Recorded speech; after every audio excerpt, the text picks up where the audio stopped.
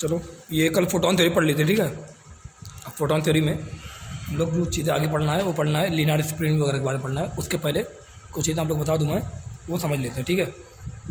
जैसे मैं आप लोग से बात करूँ अगर यहाँ पर कि कल बताया था आप लोग को शायद ना कि एक मीटर होता है उसका वर्क फंक्शन होता है। सभी मीटर क्या होता है? वर्क फंक्शन होता है। वर्क फंक्शन क्या बताता है कि वर्क फंक्शन ये बताता है कि उसके जो मीटर के सरफेस पे जो इलेक्ट्रॉन होते हैं उसको बाहर निकलने के लिए कितनी मिनिमम एनर्जी की रिक्वायरमेंट होती है, उसको बोलते हैं वर्क फंक्शन, ठीक है। एग्जाम्पल ये लिखा हुआ है, जैसे कि यहाँ पे रेडिएशन फोटोन आ रहे हैं, फोटोन्स आ रहे हैं, ठीक है। अगर जो ये फोटोन आ रहे हैं ना, उसकी जो एनर्जी ऑफ फोटोन है वो वर्क फंक्शन से ज़्यादा है तो क्या होगा? फोटो इलेक्ट्रिक इफेक्ट होगा। कल मैंने इसे बता दिया था बहुत शायद, है ना। जो इलेक्ट्रॉन इमिट होंगे उनके यहाँ देना, अभी क्या है, अब पूरी बात को बहुत अच्छे से समझना। यहाँ मैं बताने जा रहा हूँ थोड़ा सा, यहाँ से आप लोग कॉन्सेप्ट पूरा क्लियर होगा। ये वाला मेटल है, ठीक है, ये मेटल रखा हुआ है, यहाँ से ये फोटोन आ रहा है। एग्जाम्पल से लेके एक मैं समझा दे रहा हूँ एक, उसके बाद आप लोग को ये बात समझ में आ जाएगी, ठीक है। ये फोटोन आ रहा है, फोटोन आ रहे हैं कई सारे। अब मैं बोल रहा हूँ यहाँ पे कुछ इलेक्ट्रॉन होगा, कुछ इलेक्ट्रॉन यहाँ पे, कुछ इलेक्ट्रॉन यहाँ पे, 3 इलेक्ट्रॉन वाला ओपन है, ठीक है। मतलब कुछ इलेक्ट्रॉन यहाँ पे, कुछ इलेक्ट्रॉन यहाँ पे, कुछ इलेक्ट्रॉन यहाँ पे, कुछ इलेक्ट्रॉन यहाँ पे, ऐसे है 2 इलेक्ट्रॉन वाले यहाँ पे, 2 इलेक्ट्रॉन यहाँ पे। एग्जाम्पल में ऐसे हमेशा नहीं हुआ, मैंने एग्जाम्पल एक ले लिया, ठीक है। अब मैं पूछ रहा हूँ तुमसे, मैं यहाँ पे बात कर रहा हूँ कि बताओ एक, या मैं यहाँ ये 2 इलेक्ट्रॉन लेती, ठीक है। अब मैं यहाँ पे ये बोल रहा हूँ कि बताना आप लोग, और यहाँ पे लिख दिया वर्क फंक्शन करने, लिख दिया मैंने 2 इलेक्ट्रॉन वोल्ट, एग्जाम्पल लिखिए 2 इलेक्ट्रॉन वोल्ट वर्क फंक्शन ले लिया। तो जब फोटोन जब ये आता है ना, इलेक्ट्रॉन खुद ब खुद तो बाहर नहीं निकल पाएंगे, कुछ ना कोई एनर्जी चाहिए। तो जब फोटोन ये आता है एनर्जी लेके आता है पैकेट के फॉर्म में ना, तो एक पैकेट आएगा तो किसको देगा? पूरी पैकेट एक को देगा, फिर दूसरा पैकेट आएगा पूरी इसको मिलेगी, दूसरा पैकेट इसको मिलेगी, ऐसे इस तरह सभी को एनर्जी मिलेगी।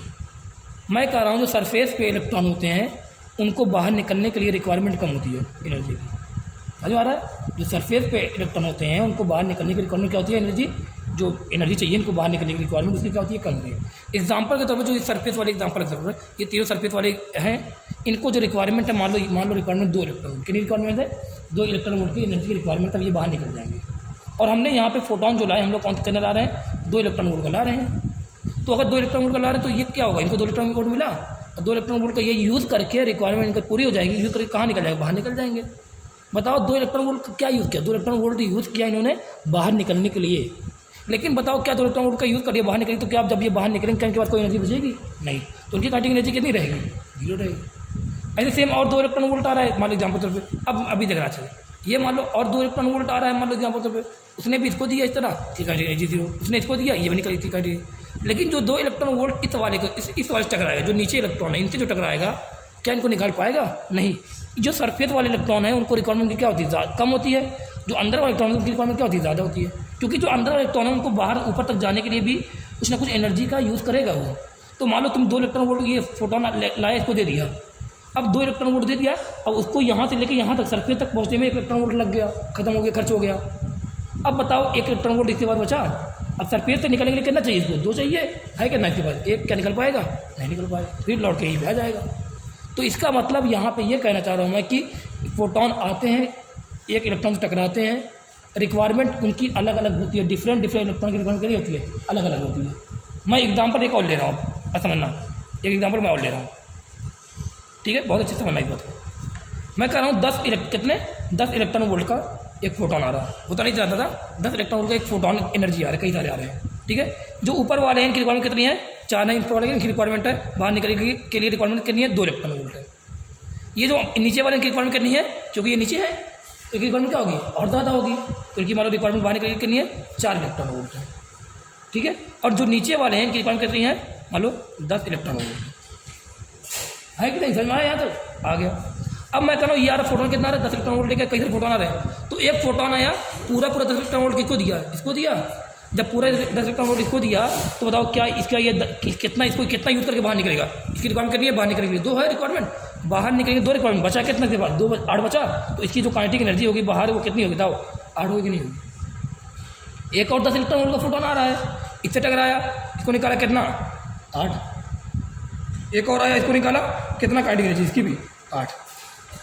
इन लोगों को 10-10 का मिल रहा है, बाहर निकलने की रिक्वायरमेंट 2 है, तो इनकी एनर्जी की जो बची कितनी बच रही है? 8 बच रही है। वो 8 एनर्जी किसमें जा रही है? काइनेटिक एनर्जी में जा रही है। तो इनकी काइनेटिक एनर्जी कितनी आ रही है? 8 आ रही है, नहीं आ रही है।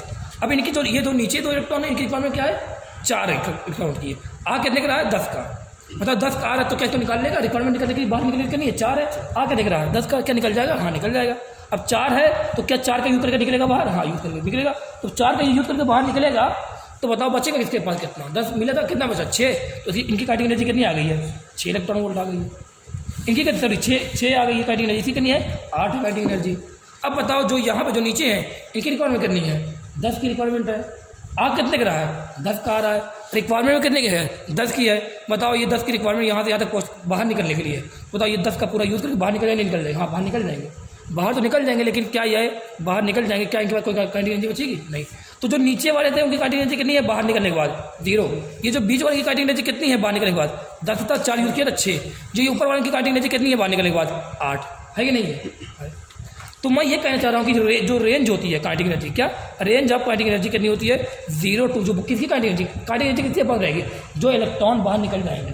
तो फोटो इलेक्ट्रॉन की जो एनर्जी होती है रेंज की कितनी होती है? 0 टू के मैक्स। क्या बोलते हैं? 0 टू के मैक्स इनकी रेंज होती है काइनेटिक एनर्जी की। 0 किसकी रहेगी? 0 किसकी रहेगी? जो इलेक्ट्रॉन पूरा जो फोटोन एनर्जी लेके आ रहा है, पूरी एनर्जी यूज़ करके बस बाहर तक आ रहा है, उसके पास कुछ नहीं बचेगी, उसके पास काइनेटिक एनर्जी नहीं रहेगी। जैसे नीचे वाले थे, मान लो नीचे वाले की रिक्वायरमेंट मान लो 10 थी और 10 ही मिल रहा है, तो बताओ ये बाहर तो निकल गया, लेकिन काइनेटिक एनर्जी कितनी है? 0। तो मिनिमम काइनेटिक एनर्जी कितनी है? 0। अब मैक्सिमम कितनी होगी? मैक्सिमम बोलेंगे के मैक्स बोलेंगे। बताओ के मैक्स किसकी रहेगी? सरफेस वाले की रहेगी कि नीचे वाले की, या एकदम नीचे वाले की रहेगी? सरफेस वाले की, क्योंकि सरफेस वाली रिक्वायरमेंट क्या होती है? एकदम कम होगी। तो उनकी क्या रहेगी? जो उनके पास जो काइनेटिक एनर्जी बची कितनी बची? 8 बची थी। तो क्या उनकी काइनेटिक एनर्जी मैक्सिमम की मैक्सिमम है? मैक्सिमम। तो क्या काइनेटिक एनर्जी 0 टू लेके मैक्सिमम आ रही कि नहीं आ रही है? कितनी मैक्सिमम यहाँ पे आ रही है? 8 आ रही थी कि नहीं आ रही थी? तो यही मैं बात करना चाह रहा हूँ कि जो काइनेटिक एनर्जी की रेंज जो क्या होती है? 0 टू के मैक्स होती है। 0 टू के मैक्स होती है। अब हो सकता है कि नीचे भी और मेटल हो और भी इलेक्ट्रॉन हो, उनकी रिक्वायरमेंट मान लो 12 इलेक्ट्रॉन उनकी रिक्वायरमेंट के पास है। आ कितने दिख रहा था? 10 का।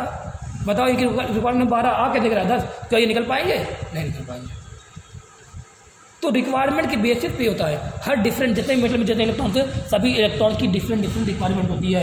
अगर डिफरेंट रिक्वायरमेंट होगी तो बताओ क्या सबको जो एनर्जी ऑफ फोटोन मिल रहा है? सबसे मिल रहा है। यहाँ पे अलग अलग फोटोन आ रहे हैं, एक ही तरह के आ रहे हैं, एक ही वेवलेंथ के आ रहे हैं, तो वैसे मिल रहा है। तो रिक्वायरमेंट अगर डिफरेंट इनकी है तो क्या जब ये बाहर निकलेंगे तो क्या इनकी काइनेटिक एनर्जी भी डिफरेंट होगी कि नहीं होगी? होगी। कहाँ से कहाँ तक होगी? 0 से लेकर मैक्सिमम तक होगी। मैं बोल दूँ यहाँ देना, मैं बोलूँ अब मैं यहाँ पे फार्मूला बनाना जा रहा हूँ, मैं यहाँ पे फार्मूला बनाना जा रहा हूँ, फार्मूला काइनेटिक एनर्जी का फार्मूला बनाना जा रहा हूँ। क्या? एनर्जी जान देना, energy of photon minus energy requirement. समझना, ये फार्मूला बहुत सिंपल है। ये आइंस्टीन वाला फार्मूला नहीं है। ये kinetic energy of electron equal to energy of photon minus energy required. ये किसका काइनेटिक एनर्जी? जो इलेक्ट्रॉन बाहर निकल चुके हैं बस उनकी काइनेटिक एनर्जी है। बताओ अगर मैं बोलूँ एनर्जी ऑफ फोटोन मान लो 10 थी, बताओ रिक्वायरमेंट कितनी थी इसकी? 10 थी। बताओ काइनेटिक एनर्जी कितनी थी? 0 आ गया। मैं बोल रहा हूँ कि अगर मैं बोलूँ कि एनर्जी ऑफ फोटोन कितनी आ रहा था? 10 का तक नहीं आ रहा था। रिक्वायरमेंट कितनी थी? 1 की। 4 की थी कि नहीं थी रिक्वायरमेंट? 4 की थी, 1 की बीच वाले की 4 की थी। बताओ कितना हुआ? 6। बताओ इनकी काइनेटिक एनर्जी कितनी थी? 6। ऐसे देखो क्या फार्मूला बन गया कि नहीं बन गया? बन गया। बताओ ऊपर वाले की बताओ kinetic energy of photon minus energy requirement. बताओ एनर्जी ऑफ फोटोन कितने का आ रहा था? 10 का आ रहा था। ऊपर वाले की रिक्वायरमेंट कितनी की थी? बताओ ऊपर वाले की रिक्वायरमेंट कितनी की थी? 2 की थी। बताओ कितना बचा? 8। एनर्जी कितनी बच गई? 8 जूल। तो रिक्वायरमेंट के ऊपर बेसिस होता है। बताओ सबसे कम रिक्वायरमेंट किसकी है? ऊपर वाले की है। बताना क्या सबसे कम रिक्वायरमेंट सरफेस वाले की नहीं है? तो यही जो मिनिमम रिक्वायरमेंट, क्या इसी बोलते हैं, जो minimum requirement for an electron to eject from या escape from the metal surface is known as work function. इसी जो एनर्जी की जो रिक्वायरमेंट होती है इलेक्ट्रॉन को बाहर निकलने के लिए, तो जो मिनिमम रिक्वायरमेंट होती है जिस इलेक्ट्रॉन को होती है, उस इलेक्ट्रॉन की जो एनर्जी रिक्वायरमेंट को बोलेंगे वर्क फंक्शन बोलेंगे। ये सरफेस वाले इलेक्ट्रॉन को बताओ एनर्जी रिक्वायरमेंट क्या होती है? मिनिमम होती है।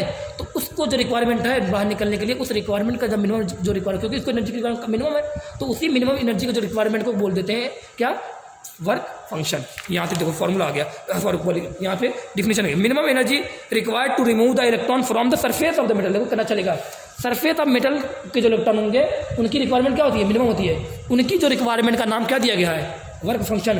क्या इनकी जो बीच में इलेक्ट्रॉन थे क्या उनकी रिक्वायरमेंट का नाम वर्क फंक्शन रहेगा? नहीं। उसकी रिक्वायरमेंट कितनी की है? 4 की है।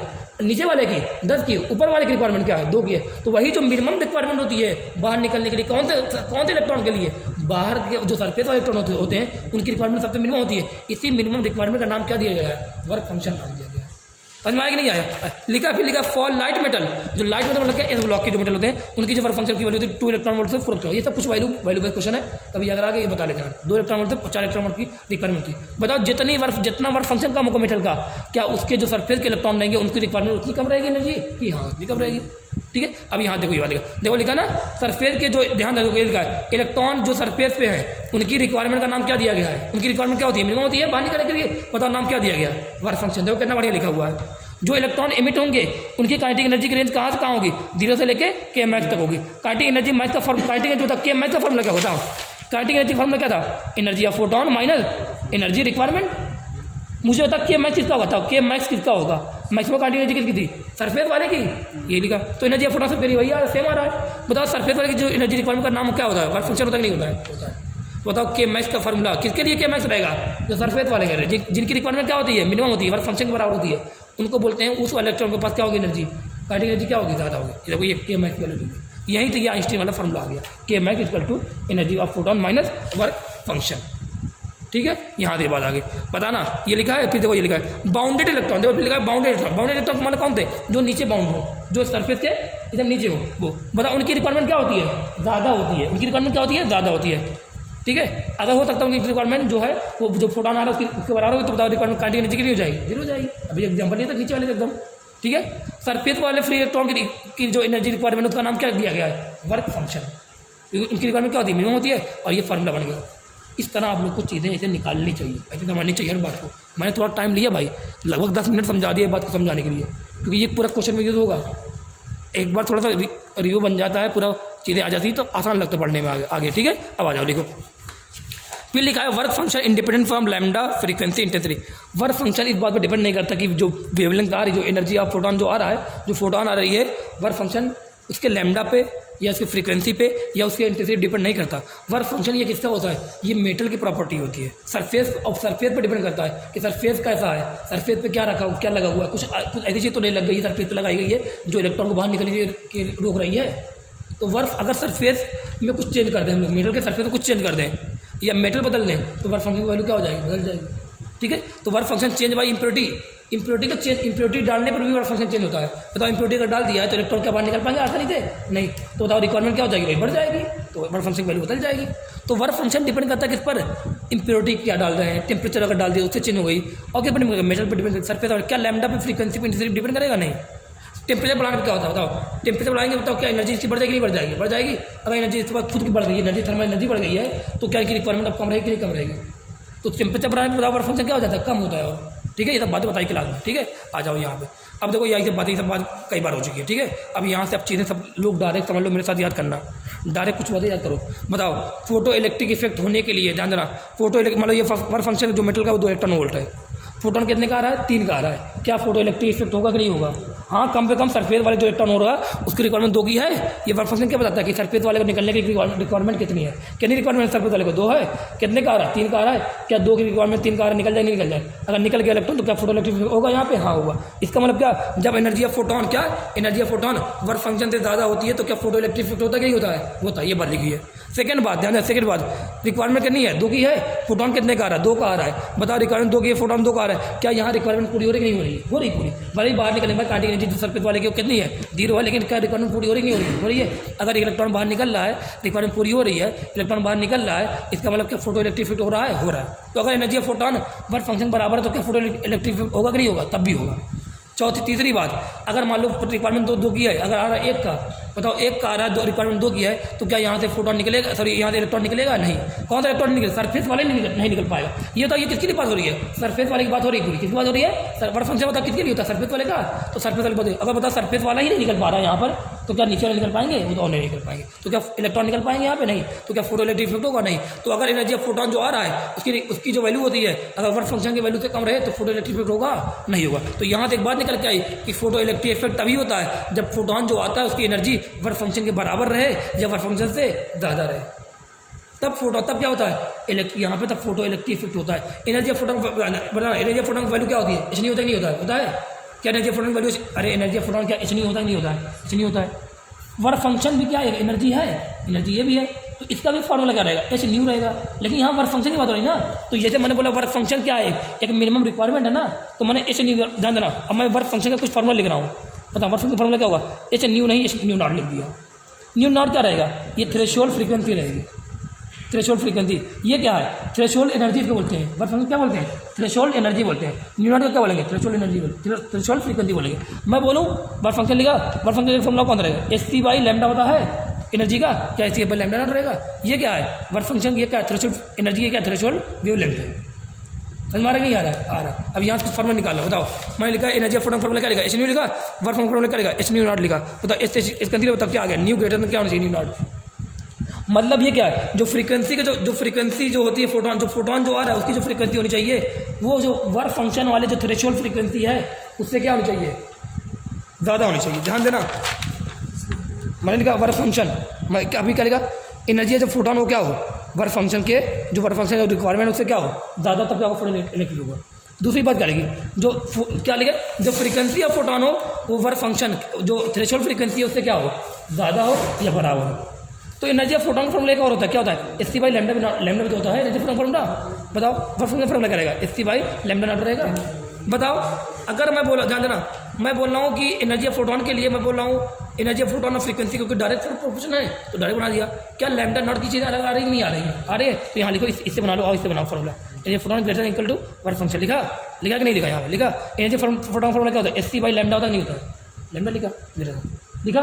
बताओ वर्क फंक्शन फॉर्मूला क्या होता है? एस सी बाई लैम्डा, नहीं लैम्डा नॉट होता। लिख दिया, एस सी से S C cancel, lambda naught कहाँ गया? यहाँ गया। अरे लैम्डा नॉट कहाँ गया? इधर गया। लैम्डा कहाँ पे आया? इधर आया।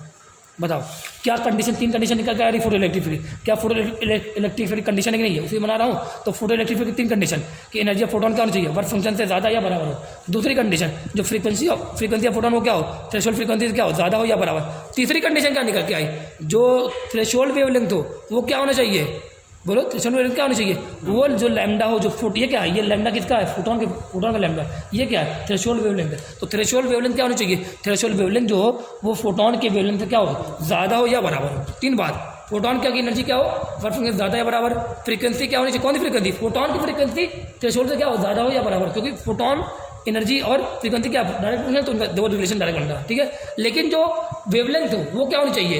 वेवलेंथ होनी चाहिए वो ज़्यादा नहीं होनी चाहिए। यहाँ जरा वेवलेंथ जो क्या असर, यहाँ जो वेवलेंथ हो किसकी? फोटोन की जो वेवलेंथ है, ये फोटोन वेवलेंथ की नहीं है। तो फोटोन की वेवलेंथ क्या होनी चाहिए? थ्रेशोल्ड वेवलेंथ से कम हो या बराबर हो। तो तीन कंडीशन को याद रखना, ठीक है। अब यहाँ मैंने बात लिखी है, इस बात को डायरेक्ट ये वर्ष में फॉर्मूला लिखते हैं। वर्ष में क्या फॉर्मूला देखा ना? Phi H nu naught S T by lambda naught. देखो यहाँ पे लिखा था, यहाँ पे लिखा, यहाँ पे न्यू नॉट लिख गया, यहाँ पे new not. Threshold wave energy, इसको बोलेंगे थ्रेशोल्ड एनर्जी, इसको बोलेंगे थ्रेशोल्ड वेव फ्रीक्वेंसी, इसको बोलेंगे थ्रेशोल्ड वेवलेंथ। बोल दिया, सब काम यहाँ हो गया। और यहाँ से मैं डायरेक्ट अब यहाँ पे बता इसको मेरे साथ याद करना। तो फोटो इलेक्ट्रिक इफेक्ट होने की कंडीशन क्या है? एनर्जी फोटोन क्या चाहिए? वर्क फंक्शन से ज़्यादा बड़ा, मतलब क्या? फाई जो फाई हो इससे कम जो वर्क फंक्शन दिया रहेगा उससे वैल्यू निकालोगे। S C Y lambda naught लिखोगे या एच न्यू नॉट लिखोगे, उससे वैल्यू निकालोगे। तो इस एनर्जी से कम एनर्जी या फोटोन नहीं आना चाहिए। अगर इससे कम आ रहा है फोटोन जो एनर्जी की है तो फोटो इलेक्ट्रिक नहीं होगा। ये क्या है? Frequency of photon. ये क्या है? Threshold frequency. तो जो थ्रेशोल्ड फ्रीक्वेंसी की वैल्यू तुम्हें पता रहेगी। उससे कम फ्रीक्वेंसी का अगर कोई फोटोन आता है तो फोटो इलेक्ट्रिक इफेक्ट नहीं होगा। लेकिन मैं बोलूँ लैम्डा क्या होना चाहिए? लैम्डा जो होनी चाहिए वो ज़्यादा होना चाहिए। क्यों लैम्डा ज़्यादा होना चाहिए? बता रहा हूँ। जो फोटोन का जो लैम्डा होना चाहिए वो क्यों ज़्यादा होना चाहिए? बता ना। फोटोन का जो लैम्डा होना चाहिए वो ज़्यादा क्यों होना चाहिए? क्योंकि फोटोन का एनर्जी फोटोन क्या होता है? एस सी वाई लैम्डा होता है। जब फोटोन का लैम्डा ना किसका लैम्डा ज़्यादा होना चाहिए? इस बात को बता दे रहा हूँ आप लोगों को। यहाँ से ये बात को ध्यान देना, लैम्डा ध्यान देना। तीन बात, एनर्जी फोटोन का होनी चाहिए ज़्यादा होनी चाहिए, फ्रीक्वेंसी क्या होनी चाहिए? फोटोन की ज़्यादा होनी चाहिए। लेकिन जो लैम्डा फोटोन का होना चाहिए वो क्या होना चाहिए? कम होना चाहिए। क्यों कम होना चाहिए? क्योंकि लैम्डा फोटोन का जितना कम होगा, फोटोन का लैम्डा जितना कम होगा, क्या फोटोन की एनर्जी उतनी ज़्यादा होगी? और जितनी ज़्यादा एनर्जी क्या उतनी आसानी निकले नहीं निकलेगा। तो ये तीन बात, तीनों कंडीशन याद रखना। तीन कंडीशन याद रखना, फोटो इलेक्ट्रिक भी आसानी से समझ में आ जाएगा, ठीक है। अब मैं बढ़ता हूँ आप लोग को एक्सपेरिमेंट पे आता हूँ। कहाँ पे आता हूँ? एक्सपेरिमेंट। थोड़ी सी ये बात थी, अच्छे से पढ़ लेना। जहाँ पे नहीं आए क्लास में आके थोड़ा पूछ लेना, ठीक है। नहीं पूछोगे फिर मैं पूछूंगा, और जब मैं पूछूंगा तो फिर बेइज्जती होगी तुम्हारी, ठीक है। अब अगला पूछो, ठीक है। Lenard experiment. अब ये लेनार्ड एक्सपेरिमेंट क्या है? अच्छा, आसानी समझते हैं, आओ, ठीक है। ध्यान देना, बना दिया, ये चीज़ बनी है, इसको ध्यान देना। ये इसको बोलते हैं एमिटर प्लेट, इसको बोलते हैं कलेक्टर प्लेट। ये डिस्चार्ज ट्यूब है, ठीक है। ये इसको बोलते हैं विंडो, इसको क्या बोलते हैं? विंडो बोल देते हैं। ये डिस्चार्ज ट्यूब है, इसको बोलेंगे एमिटर, इसको बोलेंगे कलेक्टर। ये इससे क्या लगाया गया? वेरिएबल पोटेंशियल लगाया गया, मतलब यहाँ पे पोटेंशियल हम लोग को वेरी कर सकते हैं। यहाँ पे एक एमिटर लगाया गया है जो बताएगा कि इस पर करंट फ्लो कर रहा है कि नहीं कर रहा है, ठीक है। परिवार नहीं आ रहा है यहाँ तक समझ लगता आ रहा होगा। क्या कर रहा हूँ यहाँ पर ध्यान दे रहा। जब यहाँ पे मैं बना दूँ, यहाँ पर बना दूँ, अलग से बना दे रहा हूँ, रुक जाओ, मैं अलग से बना दे रहा हूँ, ठीक है। मैं अलग से ये चीज़ें बना दे रहा हूँ, बहुत अच्छे से समझना लो, ठीक है।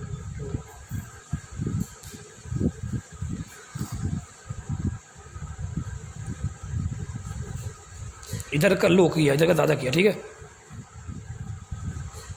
ध्यान रखिएगा। इसको बोलेंगे मीटर, इसको बोलेंगे कलेक्टर। ये देखना अच्छे से। अभी मैंने पोटेंशियल कितना रखा है, 0। पोटेंशियल कितना रखा है, 0। पोटेंशियल 0 रखा है, मतलब इसका कोई रोल अभी नहीं है, इलेक्ट्रिक फील्ड वगैरह नहीं है, कोई फोर्स वगैरह इलेक्ट्रॉन पे बाहर से नहीं लग रहा है। पोटेंशियल 0 मतलब क्या, यहाँ पे इलेक्ट्रिक फील्ड कोई है नहीं, इलेक्ट्रिक फील्ड 0 तो क्या इलेक्ट्रॉन में कोई फोर्स लगेगा, नहीं लगेगा। ये मीटर प्लेट है, इसको बोलेंगे कलेक्टर प्लेट, ठीक है। अब क्या 0 वोल्टेज, ध्यान देना, 0 वोल्टेज में क्या होगा, जब ये लाइट आई, कोई मतलब फोटोन आ रहा है, लाइट आ रही मतलब क्या आ रहा है, फोटोन आ रहा है, इस मेटल टकराएगा। जब लाइट आएगी, फोटोन आएगा, इससे टकराएगा, तो बताओ क्या होगा, इसमें से इलेक्ट्रॉन निकलेंगे, नहीं निकलेंगे। इलेक्ट्रॉन कहाँ से निकलेंगे, अगर मतलब फोटोन जो आ रहा है उसकी जो एनर्जी है वो ठीक ठाक होगी तो इलेक्ट्रॉन सरफेस से भी निकलेंगे और कुछ अंदर के भी इलेक्ट्रॉन निकलेंगे। क्योंकि ये फोटोन अगर आ रहा है मतलब 10 का आ रहा है तो बाहर वाले सरफेस वाली रिक्वायरमेंट 4 की है, 2 की है, सरफेस रिक्वायरमेंट कितनी, 2 की है, अंदर वाली रिक्वायरमेंट कितनी, 4 की है, उसके अंदर वाले मान लो 8 की है, आ रहा है 10 का, तो क्या ये सरफेस वाले को भी निकालेगा, क्या ये अंदर वाले को थोड़ा निकालेगा, हाँ निकालेगा। बताओ लेकिन जो निकलेंगे क्या सबकी काइनेटिक एनर्जी बराबर होगी, क्या नहीं, सरफेस वाली काइनेटिक एनर्जी क्या होगी, कोई रिक्वायरमेंट कम हो तो काइनेटिक एनर्जी क्या बचेगी, ज़्यादा बचेगी, उसकी काइनेटिक एनर्जी क्या रहेगी, मैक्सिमम रहेगी। उसके अंदर वाली काइनेटिक एनर्जी क्या रहेगी, कम रहेगी, सबसे कम कुछ की रहेगी, काइनेटिक एनर्जी सबसे कम कितनी रहेगी, 0 रहेगी, सबसे कम नहीं हो सकती 0। तो काइनेटिक एनर्जी जो अभी हो रही है, जो इतने सारे इलेक्ट्रॉन निकल रहे हैं, तो हो सकता है कोई काइनेटिक एनर्जी किसी की नहीं है, 0 बंद निकल गए यहाँ तक। देखना जो आपको एमीटर है, फोटोन आया तो क्या बताओ, फोटोन आता है, टकराता है, फोटो इलेक्ट्रिक कराता है, इलेक्ट्रॉन निकलते हैं। तो मैंने बोला कुछ इलेक्ट्रॉन, ध्यान देना, कुछ मैंने बोला कि 4 इलेक्ट्रॉन मान लो, 3 इलेक्ट्रॉन है या बोलो 4 इलेक्ट्रॉन है जो कहाँ पे थे, सरफेस पे थे। उनकी रिक्वायरमेंट क्या थी, कम थी। बताओ अगर रिक्वायरमेंट कम होती है तो बताओ उनकी जी की रिक्वायरमेंट कम होती है, बताओ उनकी काइनेटिक एनर्जी क्या होती है, ज़्यादा तो मैक्सिमम होती है, तो इनकी काइनेटिक एनर्जी क्या रहेगी, मैक्सिमम रहेगी। मैंने बोला इनके पास क्या है, के मैक्स, इनके पास क्या है, के मैक्स, इनके पास क्या है, के मैक्स, इनके पास क्या है, के मैक्स, ये बोले के मैक्स, ठीक है। अब क्या हुआ, ये आया, अब मैं बोल रहा हूँ कि ना ये और ज़्यादा फोटोन आ रहेंगे, तो ये मेटल के अंदर भी तो यहाँ पे इलेक्ट्रॉन होंगे कुछ, लेकिन रिक्वायरमेंट क्या होगी, थोड़ा और ज़्यादा होगी।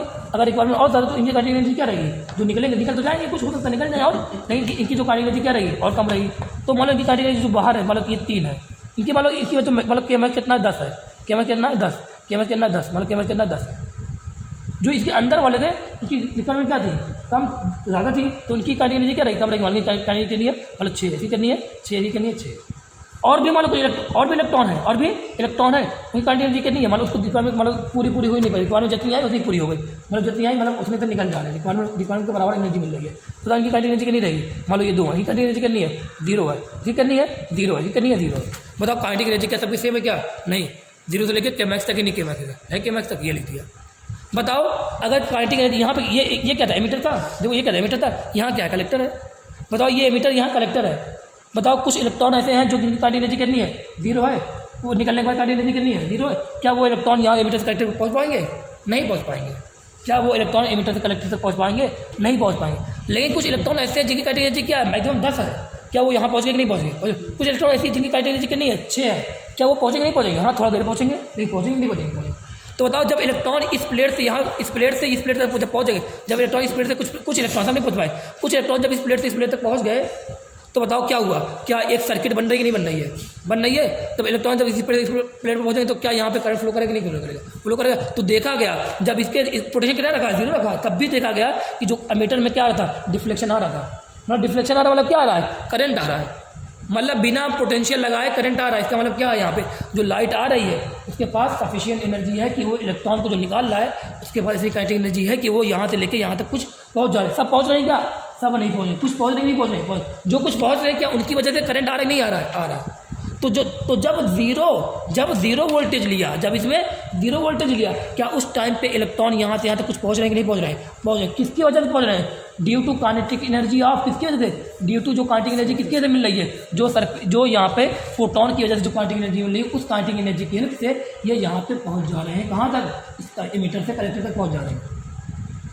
तो बताओ कुछ पहुंच रहे हैं, मान लो पहुंच गए कुछ, तो क्या उनके लिए कुछ करंट रहेगा, नहीं रहेगा, तो उनके देखो करंट मान लो तो 0 वोल्ट पर भी ये करंट वर्सेस पोटेंशियल ग्राफ बना रहा हो, तो 0 वोल्ट पर भी क्या कुछ इलेक्ट्रॉन पहुंच रहे हैं, पहुंच रहे हैं, तो क्या कुछ करंट रहेगा, नहीं रहेगा। मान लो करंट इतना है, मान लो करंट कितना है, इतना है, मान लो 0 वोल्ट पर कितने पहुंच रहे हैं, ये 4 था, ये 3 था, मान लो 0 वोल्ट पर पहुंच रहे हैं 10 इलेक्ट्रॉन पहुंच रहे हैं, तो क्या 10 इलेक्ट्रॉन से करंट आ रहा है, नहीं आ रहा है, आ रहा है। अब ये बात पढ़ना, अब ये लाइन पढ़ना, जब फोटो इलेक्ट्रिक इफेक्ट होगा तब 0 वोल्ट पर भी, जब फोटो इलेक्ट्रिक इफेक्ट होगा, हो सकता है फोटोन आ रहा है, फोटो इलेक्ट्रिक इफेक्ट हो रहा है, हो सकता है फोटोन ऐसा है कि फोटो इलेक्ट्रिक इफेक्ट हो ही ना, तो क्या करंट रहेगा, क्या जब फोटो इलेक्ट्रिक इफेक्ट नहीं होगा तो क्या एमिटर से कलेक्टर तक इलेक्ट्रॉन पहुँचेंगे?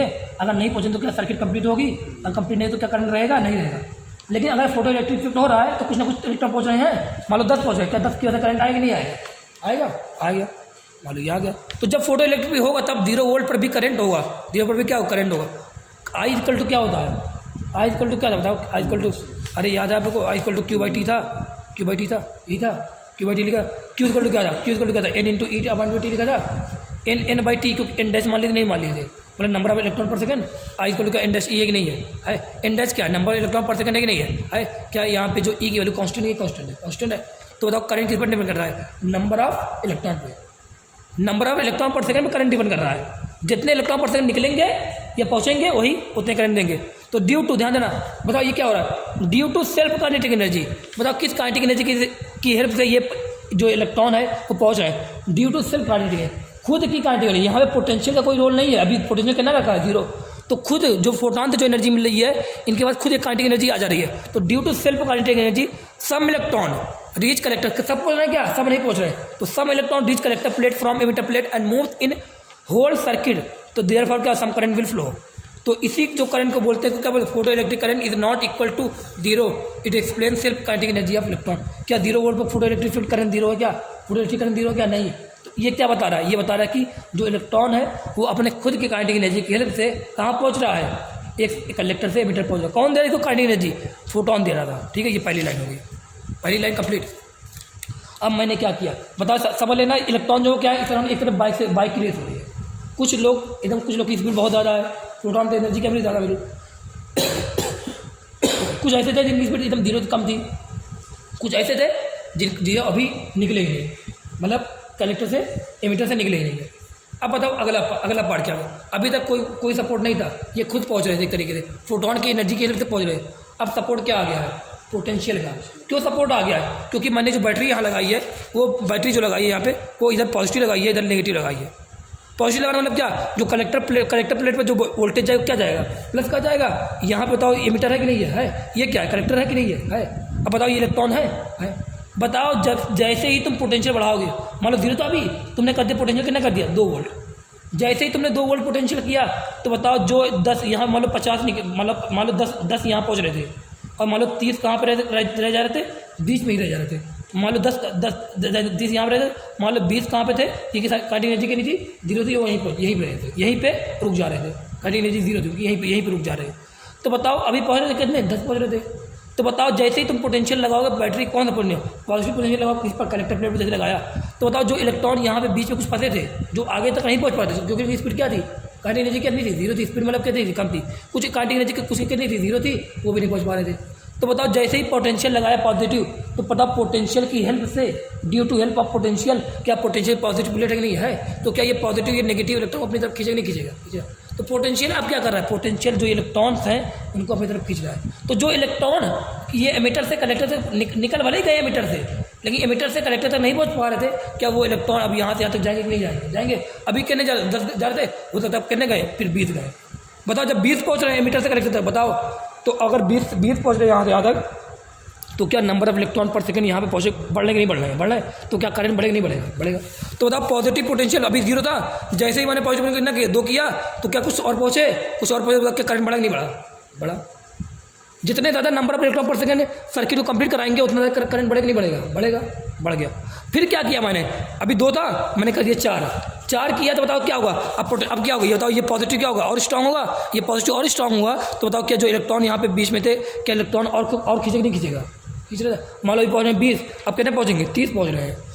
तो मान लो बताओ क्या करंट और बढ़ेगा नहीं बढ़ेगा? बढ़ेगा। मान लो हमने क्या किया, मैंने कर दिया ये वोल्टेज कर दिया 5 वोल्ट कर दिया, 5 वोल्ट करके देखा ना, 5 वोल्ट करके देखा। अब जो इलेक्ट्रॉन थे सबके सब यहाँ पहुँच गए, सबको इतने खींच लिया। जो 0 वाला था उसको भी खींच लिया अपनी तरफ। अब बताओ 0 वाले को भी खींच लिया, तो क्या अब यहाँ पे मेटल पर कोई इलेक्ट्रॉन बचा क्या? मेटल के बाहर कोई इलेक्ट्रॉन बचा? मेटल के अंदर बने क्या? मेटल के बाहर कोई इलेक्ट्रॉन बचा क्या जो यहाँ से आता है? नहीं बचा। तो बताना अब 0 पर जब ये 0 वाले को भी अपनी तरफ खींच लिया, बताओ अभी मान लो 30 जा रहे थे, अब करने जा रहे होंगे मान लो 50 जा रहे हैं। बताओ अब 50 लोग यहाँ ये सर्किट कंप्लीट कर रहे हैं, तो क्या बताओ करंट जो होगा अब और बढ़ेगा नहीं बढ़ेगा? बढ़ गया। तो बताओ 0 पर क्या था? करंट था। क्यों था? Due to self kinetic energy था, जो इसके से अपने आप खुद जो पहुँच रहे थे। बताओ 0 के बाद क्या हुआ? जैसे +2 वोल्ट किया मतलब क्या हुआ, यहाँ सपोर्ट किसका मिला, पॉजिटिव पोटेंशियल। क्या थोड़ा और बढ़ गया नहीं पहुँचे, थोड़ा और बढ़े, थोड़ा और गए तो करंट और बढ़ा। जैसे ही 4 किया और बढ़े और करंट बढ़ा, 5 किया और बढ़े, 5 के बाद मैंने और बढ़ा, 5 के बाद मैंने 6 वोल्टेज कर दिया। अब देखा करंट बढ़ ही नहीं रहा, 7 कर दिया करंट बढ़ ही नहीं रहा, 8 कर दिया करंट बढ़ ही नहीं। इसका मतलब क्या, इसका मतलब क्या कि 5 के बाद जो करंट है वो क्या हो गया, सैचुरेट हो गया। 5 वोल्टेज का करंट क्या हो गया, सैचुरेट हो गया। इसका मतलब क्या, अब जो है जो इलेक्ट्रॉन है अब यहाँ से यहाँ तक और ज़्यादा नहीं गए, मतलब 50 पहुँच रहे थे, अब 50 से ज़्यादा नहीं पहुँच रहे हैं। इसका मतलब क्या हो गया होगा, जितने फोटो इलेक्ट्रिक इफेक्ट जितने इलेक्ट्रॉन इस मेटल से निकले थे सब के सब यहाँ पे पहुँच गए हैं। अब कोई इलेक्ट्रॉन यहाँ पे बाहर नहीं है कि उसको ये बैटरी खींच के अपनी तरफ लाए। बैटरी अंदर से नहीं निकाल रही है, पॉजिटिव जो पोटेंशियल है ये अंदर से मेटल को नहीं निकाल रहा है, ये किन मेटल को खींचता है, जो मेटल बाहर पड़े थे, जो मेटल बाहर पड़े थे उनको एक काइनेटिक एनर्जी देके खींच लेता है अपनी तरफ। उस काइनेटिक एनर्जी से जो इलेक्ट्रॉन ये यहाँ बीच में पड़े थे वो इलेक्ट्रॉन यहाँ पे आते हैं, जिससे जो नंबर ऑफ इलेक्ट्रॉन पर सेकंड यहाँ पे बढ़ता है, इसलिए करंट बढ़ता है। लेकिन 5 वोल्ट के बाद मैंने देखा, एग्जांपल इसे बता रहा हूँ, 5 वोल्ट के बाद मैंने देखा कि ज़्यादा इलेक्ट्रॉन पहुँच ही नहीं पा रहे हैं। अब बताओ जब ज़्यादा इलेक्ट्रॉन पहुँच ही नहीं पा रहे हैं तो ज़्यादा करंट सॉरी अब उसके बाद करंट बढ़ ही नहीं रहा। इसका मतलब क्या हो गया, करंट सैचुरेट हो गया है, करंट कांस्टेंट हो गया। इसका मतलब अब इलेक्ट्रॉन और ज़्यादा यहाँ नहीं पहुँच रहे। इसका मतलब क्या होगा, अब मेटल से फोटो इलेक्ट्रिक इफेक्ट या बोले मेटल के जितने भी इलेक्ट्रॉन फोटो इलेक्ट्रिक जो निकले थे सब के सब यहाँ पहुँच गए। अब कुछ कोई बचा नहीं है अभी, सब अब कहाँ पे होंगे, अंदर होंगे। बताओ ये बात कंप्लीट समझ में आ गई नहीं, अब पढ़ लो। ऑन इंक्रीजिंग वोल्टेज, जब अब जो फोटो इलेक्ट्रॉन है वह वोल्टेज की हेल्प से कलेक्टर तक पहुंचेंगे। जो फोटो इलेक्ट्रॉन है अभी खुद ब खुद पहुंच रहे थे, अब वोल्टेज भी हेल्प करेगा इनकी, और क्या करेगा, इनको फोटो कलेक्टर तक फोटो यहाँ पे कलेक्टर पहुंचा। वोल्टेज बढ़ाएंगे तो number of electron reaching collector क्या होगा, बढ़ेगा। जिस करंट पर सभी फोटो इलेक्ट्रॉन जिस करंट पर सभी फोटो इलेक्ट्रॉन एमिटर से कलेक्टर तक पहुँच जाए उस करंट को हम लोग क्या बोलते हैं, सैचुरेशन करंट। जिस करंट पर जो कलेक्टर पर जो एमिटर पर जो इलेक्ट्रॉन जो बाहर पड़े थे सभी के सभी इलेक्ट्रॉन कलेक्टर तक पहुंच जाए और पूरा सब पहुंच जाए और उसके बाद करंट ना बढ़े तो उस करंट को नाम क्या देते हैं, सैचुरेशन करंट देते हैं। करंट कांस्टेंट हो जाता है, ठीक है। फिर ये लिखा है इसका मतलब इस टाइम पे क्या होता है, number of electron emitting per from emitter is equal to number of electron reaching at. जितने इलेक्ट्रॉन निकल रहे हैं, बताओ सैचुरेशन करंट पे मतलब 5 वोल्ट के बाद मतलब 5 वोल्ट किया था, सैचुरेशन करंट पे क्या होता है, सैचुरेशन वोल्ट करंट पर तुम कितने भी वोल्टेज बढ़ाते जाओ अब क्या होगा, अब जितने भी इलेक्ट्रॉन पर सेकंड निकलेंगे मीटर से सब इलेक्ट्रॉन कहाँ पहुँच रहे हैं, सब के सब कलेक्टर पहुँच रहे हैं। जब वोल्टेज नहीं था, जब वोल्टेज 0 तो तब क्या था, तो जितने इलेक्ट्रॉन निकल रहे थे पर सेकंड मीटर से क्या सबके सब पहुँच रहे थे, सबके सब नहीं पहुँच रहे थे। क्यों नहीं पहुँच रहे, क्योंकि किसी की 0, किसी को 2, किसी की 8 काइनेटिक एनर्जी, सबके सब नहीं पहुँच पा रहे थे। लेकिन जैसे पोटेंशियल को बढ़ा के इतना बढ़ा दिया, कितना कर दिया कि अब जो है करंट कांस्टेंट हो गया है, मतलब अब जितने भी इलेक्ट्रॉन पर सेकंड निकल रहे हैं मीटर से सब पहुँच रहे हैं। ये लाइन करना है। Photo electric current increases and become saturated. Photo electric current increase with potential. इससे बढ़ रहा था पोटेंशियल बढ़ाने में फोटो इलेक्ट्रिक करंट बढ़ा कि नहीं बढ़ा था। It explain different kinetic energy of electron. Photo electric current जो है वो किससे बढ़ रहा है, पोटेंशियल बढ़ाने में बढ़ रहा है। क्यों बढ़ रहा है, कैसे बढ़ रहा है, क्योंकि क्या कर रहा था बताओ, ये पोटेंशियल बढ़ा रहे थे तो जितने भी इलेक्ट्रॉन थे जो यहाँ पे जिनकी काइनेटिक एनर्जी कब थी वो क्या वो यहाँ तक पहुँच नहीं पहुँच रहे थे। तो ये जो ये जो बताता है कि यहाँ पर जो पोटेंशियल डिफरेंट इलेक्ट्रॉन है सबकी काइनेटिक एनर्जी डिफरेंट है, इसलिए यहाँ पे ये अलग अलग टाइम पे यहाँ पहुँच रहे हैं सब। ठीक है, ये लिख रहा है। फिर लिखा है यहाँ पे आगे लिखा हुआ है different from sulphur metal to same metal already. फिर लिखा because required energy to remove the electron is different from different electron same kinetic energy जो हाँ ये बात होगी क्योंकि सबकी रिक्वायरमेंट डिफरेंट होती है, इसलिए सबको काइनेटिक एनर्जी क्या होती है, धीरे से महंगी होती है। ठीक है, फिर लिखा सैचुरेशन करंट लिखा है when number of electron per unit times from emitter plate is equal. ये सब बात अभी बता दी थी, वही सैचुरेशन करंट है। ठीक है, आप पढ़ लेना थोड़ा सा थ्योरी। फिर आगे देखो अब क्या है, on reversing the potential. On reversing the potential, अब पोटेंशियल क्या कर रहे हैं, रिवर्स कर रहे हैं। पोटेंशियल क्या कर रहे हैं, रिवर्स कर रहे हैं। अभी क्या कर रहे थे, अभी यहाँ पे कलेक्टर पे क्या लगा थे, पॉजिटिव प्लेट लगाए थे ना, अब ये कलेक्टर पे क्या लगा दिया है, नेगेटिव प्लेट लगा दिया है। नेगेटिव पहले क्या था, 0 था, अब नेगेटिव मान लो -1 कर दिया है। तो -1 मैंने कर जैसे पोटेंशियल नेगेटिव कर दिया तो नेगेटिव करने बताओ यहाँ पोटेंशियल कितना आ गया, नेगेटिव आ गया। इलेक्ट्रॉन पे चार्ज क्या होता है, नेगेटिव होता है। अब बताओ जो इलेक्ट्रॉन पहुँच रहे थे, कुछ पहुँच रहे थे, मान लो 10 पहुँच रहे, शुरुआत में 10 पहुँच रहे थे, खुद के सेल्फ पार्टिकल जैसे पहुँच रहे थे। बताओ जैसे नेगेटिव पोटेंशियल क्या नेगेटिव क्या इलेक्ट्रॉन को रिपेल करेगा नहीं करेगा, क्या करेगा वो, जो इलेक्ट्रॉन थोड़े बहुत जो पहुँच रहे थे कहाँ पर, एमिटर से कलेक्टर तक, उनको पहुँचने देगा क्या, नहीं पहुँचने देगा। अब क्या करेगा, जो इलेक्ट्रॉन 0 वोल्ट पे कुछ ना कुछ पहुँच रहे थे उनको क्या करेगा, उनको भी नहीं पहुँचने देगा। तो करंट की वैल्यू क्या घटेगी, नहीं घटेगी, करेगी। फिर -1 से -2 कर दिया। अब बताओ ये और तक रिपेल करेगा इलेक्ट्रॉन को। अब जो थोड़ा बहुत पहुँचे तो 5 पहुँच रहे थे, मान लो 5 भी नहीं पहुँचे, अब वो भी नहीं पहुँच पा रहे, मान लो 2 ही पहुँच रहे हैं, तो करंट क्या और घटेगा नहीं घटेगा, घटेगा।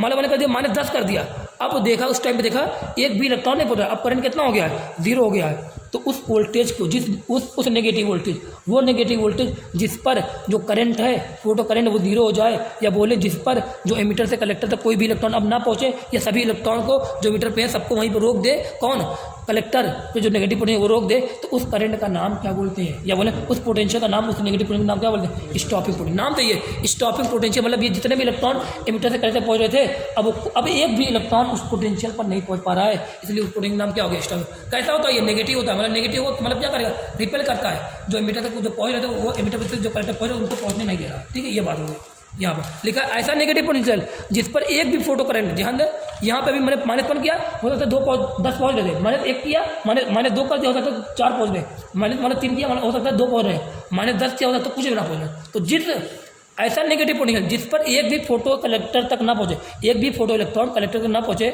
या बोले ऐसा नेगेटिव पोटेंशियल जिस पर करंट क्या हो जाए, 0 हो जाए। बताओ एक भी नहीं पहुँच रहे एमिटर से कलेक्टर तक, मतलब करंट कितना, 0, सर्किट कंप्लीट होगी क्या, नहीं, तो करंट कितना होगा, 0। तो ऐसा नेगेटिव पोटेंशियल जिस पोटेंशियल पर मैक्सिमम काइनेटिक एनर्जी वाला जो बोले करंट 0 हो जाए, उस पोटेंशियल का नाम क्या देते हैं, क्या बोलते हैं इसको, स्टॉपिंग पोटेंशियल। या मैं इसको अलग वर्ड से बोलूँ, बताओ ऐसा नेगेटिव पोटेंशियल जो पोटेंशियल मैक्सिमम वाले को भी रोक दे, के मैक्स को भी रोक दे, के मैक्स को भी कलेक्टर तक पहुंचने से रोक दे, उस पोटेंशियल का नाम क्या है, नेगेटिव पोटेंशियल। बताओ अगर मैं करूँ 50 लोग आ रहे हैं, और जो 50 लोग आ रहे हैं, किसी की स्पीड 2 है, किसी की स्पीड 10 है, किसी की 20 है, किसी की 50 है, मतलब 50 लोग हैं, किसी की स्पीड 20 मैक्सिमम है, और सभी के नहीं 10 है, 15 है, 0 ऐसे कुछ है। अगर मैं 20 वाले जिसकी काटेगी जिसमें मैक्सिमम है, अगर मैं उसको रोक दिया मैंने, तो क्या उससे छोटे जो कम स्पीड वाले क्या वो अपने आप रुक जाएंगे, नहीं रुक जाएंगे, अरे वो तो रुक ही जाएंगे। तो अगर तो मैक्सिमम वाले को जो पोटेंशियल रोक देता है, जो पोटेंशियल नेगेटिव पोटेंशियल जो मैक्सिमम वाले को रोक दे, क्या सबको रोक दिया होगा, नहीं रोक दिया होगा, रोक दिया होगा। तो अगर यही बात की ऐसा नेगेटिव पोटेंशियल जो मैक्सिमम वाले काइनेटिक एनर्जी वाले इलेक्ट्रॉन को रोक दे, उस पोटेंशियल को नाम क्या देते हैं, स्टॉपिंग पोटेंशियल। तो 3 तरीके से मैंने डिफिनेशन को डिफाइन किया, यहाँ पे लिखा नेगेटिव पोटेंशियल इंक्रीज करने पर, ध्यान देना, नेगेटिव पोटेंशियल यहाँ जब हम लोग इंक्रीज करते इधर से इंक्रीज करते तो करंट क्या होता है, देखो यहाँ पे पहले 0 था, तो 0 से -1 पे गए तो करंट क्या डिक्रीज होता है, डिक्रीज करते करते एक ऐसा टाइम आएगा जब करंट कितना हो जाएगा, 0 हो जाता है। ये बता दिया अभी आप लोग को। Stopping potential photo electric effect बंद होता है क्या स्टॉपिंग पोटेंशियल और फोटो इलेक्ट्रिक इफेक्ट बंद होता है, नहीं। स्टॉपिंग पोटेंशियल पर क्या होता है, स्टॉपिंग पोटेंशियल पर करंट 0 होता है, मतलब जो इलेक्ट्रॉन जो एमिटर से कलेक्टर से जो जा रहे थे वो एमिटर से कलेक्टर तक नहीं पहुंच रहे। फोटो इलेक्ट्रिक इफेक्ट कौन करा रहा है, क्या पोटेंशियल करा रहा है, क्या नहीं, कौन करा रहा है, फोटोन करा रहा है। फोटोन तो अगर आ रहा होगा, फोटो इलेक्ट्रिक इफेक्ट करा रहा होगा, फोटो इलेक्ट्रिक भले ही हो रहा है, लेकिन जो इलेक्ट्रॉन है वो इलेक्ट्रॉन एमिटर से भले निकल रहे हैं, फोटोन आ रहा है इलेक्ट्रॉन एमिटर से निकल रहे हैं, लेकिन जो इलेक्ट्रॉन से एमिटर से निकल रहे हैं वो इलेक्ट्रॉन एमिटर से कलेक्टर तक नहीं पहुंच पा रहे हैं। कौन नहीं पहुंचने दे रहा है, नेगेटिव पोटेंशियल इतना स्ट्रॉन्ग हो गया यहाँ पर। ठीक है, ये बात हो गई। बताओ एक फार्मूला होता है यहाँ पे, डायरेक्ट अभ्यास कर लेना, ये फार्मूला सब डिफिनेशन में देना, के मैक्स इक्वल टू EV0। बताओ ऐसा जब EV0 क्या है, स्टॉपिंग पोटेंशियल, ऐसा स्टॉपिंग पोटेंशियल जो मैक्सिमम वाले काइनेटिक एनर्जी वाले इलेक्ट्रॉन को रोक दे, उसको क्या बोलेंगे, स्टॉपिंग पोटेंशियल। ऐसा नेगेटिव पोटेंशियल जो मैक्सिमम काइनेटिक एनर्जी वाले इलेक्ट्रॉन को रोक दे, तो क्या बोलेंगे, स्टॉपिंग पोटेंशियल। के मैक्स इक्वल टू क्या होता है, EV0। क्या होता है, EV0। बताओ इफ द मैक्सिमम, ध्यान देना, लिखा if the maximum kinetic energy of is 5 electron volt then calculate stopping potential. Question में कभी दिया कि किसी क्वेश्चन में किसी एक्सपेरिमेंट में दिया है कि मैक्सिमम काइनेटिक एनर्जी कितनी है, 5 इलेक्ट्रॉन वोल्ट है, और तुमसे बोल दिया कि ना अब स्टॉपिंग पोटेंशियल निकालो, तो बताओ मैक्सिमम काइनेटिक एनर्जी कितनी है, 5 इलेक्ट्रॉन वोल्ट है, स्टॉपिंग पोटेंशियल। बताओ के मैक्स से क्या निकालना है, के मैक्स दिया है और क्या बोला है, EV0 बोला है। बताओ के मैक्स और V0 में क्या रिलेशन है, के मैक्स को क्या EV0 है कि नहीं है, के मैक्स कितना दे रहा है, के मैक्स दे रहा है 5 इलेक्ट्रॉन वोल्ट। क्या निकालना है, ई लिखा, V0 निकालना नहीं निकालना है, क्या ई से ई कैंसिल हो गया कि नहीं हो गया, बताओ V0 कितना आ गया, 5 वोल्ट। अब डायरेक्ट मेरे साथ लिखना सीखो, के मैक्स अगर है 5 इलेक्ट्रॉन वोल्ट, बताओ स्टॉपिंग पोटेंशियल कितना होगा, 5 वोल्ट। के मैक्स अगर है 2 इलेक्ट्रॉन वोल्ट, स्टॉपिंग पोटेंशियल कितना होगा, 2 वोल्ट। के मैक्स अगर है 3 इलेक्ट्रॉन वोल्ट, तो स्टॉपिंग पोटेंशियल कितना होगा, 3 वोल्ट। ठीक है, यहाँ लिखा था शायद मुस्कुराओ वगैरह, इसने नहीं लिखा भाई, मुस्कुरा नहीं पा रहे तुम लोग। ठीक है, क्या लिखा, इफ काइनेटिक एनर्जी पता है देन स्टॉपिंग पोटेंशियल भी पता है। मैंने बनाया था इस तरह यार, इमोजी बनाया था कि मुस्कुराओ थोड़ा, कुछ नहीं यहाँ दिक्कत है ना। के मैक्स है 1.5 इलेक्ट्रॉन, V0 कितना 1.5 पोटेंशियल, V0 इक्वल 2 वोल्ट है, तो के मैक्स कितना 2 इलेक्ट्रॉन वोल्ट। क्योंकि रिलेशन देखो ऐसे बन रहा है कि नहीं बन रहा है, याद हो गया होगा, याद होगा। ठीक है, अब देखो यहाँ मैंने इफेक्ट किसका देखा, अभी मैंने जो इफेक्ट था किसका देखा, इफेक्ट अभी मैंने यहाँ पे इफेक्ट पोटेंशियल का देखा। एक बार मैंने पॉजिटिव पोटेंशियल बढ़ा के देखा, एक बार नेगेटिव करके। पॉजिटिव बढ़ा के देखा तो क्या होता है, शुरू में तो कुछ देर करंट बढ़ रहा था, लेकिन बताओ एक टाइम पे क्या हुआ, करंट कांस्टेंट हो। क्यों कांस्टेंट हो गया, क्योंकि उस टाइम पे जितने भी इलेक्ट्रॉन निकल रहे थे एमिटर से, सब के सब पहुँच गए कहाँ पर, कलेक्टर तक पहुँच गया तो करंट कांस्टेंट हो गया। लेकिन जब नेगेटिव में बढ़ा गया तो क्या हुआ, नेगेटिव क्या कर रहा था, रोक रहा था। नेगेटिव करते करते क्या हुआ, एक टाइम एक ऐसा पोटेंशियल आ गया जहाँ पे जो क्या कर दे रहा था, सभी इलेक्ट्रॉन जो मीटर से निकल रहे थे सबको एमिटर तक ही रोक दे रहा है, उसको कलेक्टर तक पहुँचने नहीं दे रहा है। उसको क्या बोले, स्टॉपिंग पोटेंशियल बोले। स्टॉपिंग पोटेंशियल किससे रिलेटेड है, EMF से। किससे रिलेटेड है, EMF से। ठीक है, ये बात हो गई। अब लिखा effect of intensity of current. ये मैंने अब क्या पढ़ा जा रहा हूँ, effect of intensity on current. अब करंट जो है, ये फोटो करंट है ना, उस करंट पर किसका इफेक्ट, इंटेंसिटी का इफेक्ट। किसका इफेक्ट, इंटेंसिटी का इफेक्ट क्या होता है। और मेरे पास कुछ फॉर्मूले हैं, फॉर्मूले याद हो आप लोगों को। आई इक्वल टू क्या था, आई इक्वल टू क्या, एनर्जी अपॉन में एरिया अपॉन में टाइम तक नहीं था। ई इक्वल टू क्या था, एन एच न्यू तक नहीं था, अपॉन में एरिया इंटू टाइम तक नहीं था।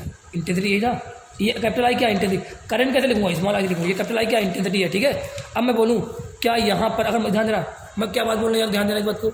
अगर मैं बोलूँ ना कि जितने भी फोटॉन है सब क्या सेम फ्रीक्वेंसी का है, फ्रीक्वेंसी क्या है, constant. Effect of intensity on current देख रहा हूँ किस पर, कीपिंग फ्रीक्वेंसी कांस्टेंट। फ्रीक्वेंसी को कांस्टेंट लेके मैं इंटेंसिटी का इफेक्ट करंट पर देखने जा रहा हूँ। तो फ्रीक्वेंसी क्या ली है, कांस्टेंट ली। एच भी क्या है, कांस्टेंट है कि नहीं, कांस्टेंट। क्रॉस सेक्शन एरिया भी क्या रहेगा, कांस्टेंट रहेगा। तो जो आई आ रहा है किस क्या आ रहा है, N/T है। N/T क्या है, स्मॉल n, मतलब क्या है, नंबर ऑफ फोटोन पर सेकेंड।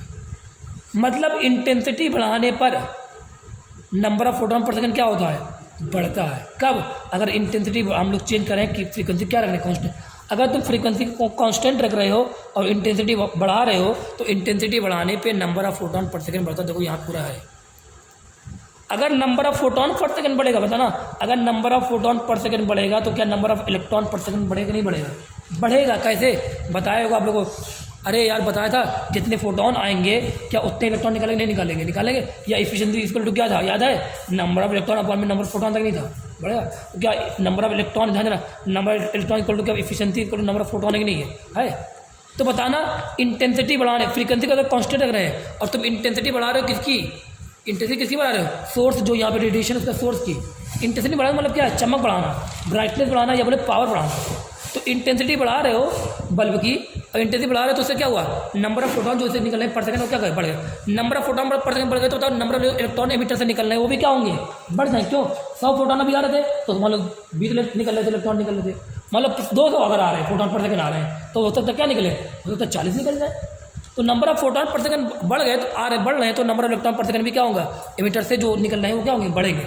अगर नंबर ऑफ इलेक्ट्रॉन पर सेकंड बढ़ेंगे तो बताओ आई इक्वल टू क्या होता है, बताओ आई इक्वल टू क्या, क्यू बाई टी है कि नहीं है, क्यू बाई टी में जो क्या नंबर ऑफ इलेक्ट्रॉन इंटू ई था कि ये लिखा है, नहीं लिखा, फॉर्मूला लिखा है। अगर नंबर ऑफ इलेक्ट्रॉन पर सेकंड बढ़ेंगे तो क्या करंट भी बढ़ेगा, नहीं बढ़ेगा, तो ये बात लिखी है, नंबर ऑफ इलेक्ट्रॉन बढ़ेंगे बढ़ेगा तो करंट भी क्या होगा, बढ़ेगा।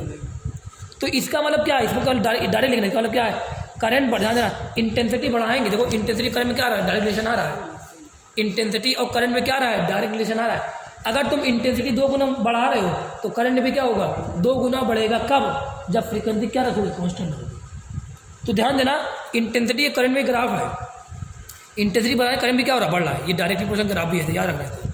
तो इंटेंसिटी बढ़ाया, number of photon incident on the emitter plate क्या हो गया, बढ़ गया। नंबर ऑफ फोटोन ज़्यादा आ रहे तो इलेक्ट्रॉन भी जो इमिटर से होगा वो क्या होगा, बढ़ेगा। इलेक्ट्रॉन ज़्यादा इमिट हो रहे मतलब क्या होगा, ज़्यादा इलेक्ट्रॉन पहुँचेंगे कलेक्टर तक तो करंट भी क्या होगा, बढ़ेगा।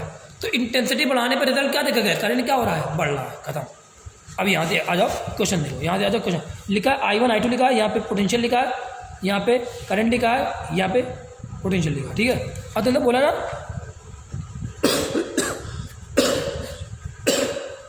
बोला I1 I2 में कौन बड़ा है, ये किसी अलग इंटेंसिटी पे बनाया गया ग्राफ, ये किसी अलग इंटेंसिटी पे बनाया गया ग्राफ। अब बोला I1 I2 में कौन बड़ा है, तो मैं क्या करूँ यहाँ पर, अब यहाँ पे क्या कर सकते हैं, बोला है I1 I2 में कौन बड़ा है, तो यहाँ करंट लिखा, यहाँ देगा पोटेंशियल पॉजिटिव, यहाँ पे नेगेटिव पोटेंशियल लिखा, तो ये पहला है ये दूसरा है। तो आओ देखो करंट इंटेंसिटी किसकी ज़्यादा होगी, बताओ, बोला इंटेंसिटी किसकी बड़ी, बताओ इंटेंसिटी किस पर डिपेंड कर, करंट पर। तो जिसका करंट ज़्यादा उसकी इंटेंसिटी क्या होगी, ज़्यादा।